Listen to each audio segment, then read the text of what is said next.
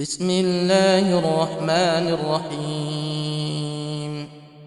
الذين يحملون العرش ومن حوله يسبحون بحمد ربهم ويؤمنون به ويستغفرون للذين آمنوا ربنا وسعت كل شيء رحمة وعلما فاغفر للذين تابوا واتبعوا سبيلك وقهم عذاب الجحيم.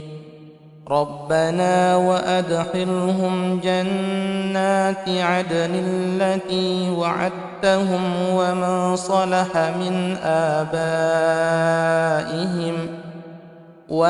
صلح من آبائهم وأزواجهم وذرياتهم إنك أنت العزيز الحكيم.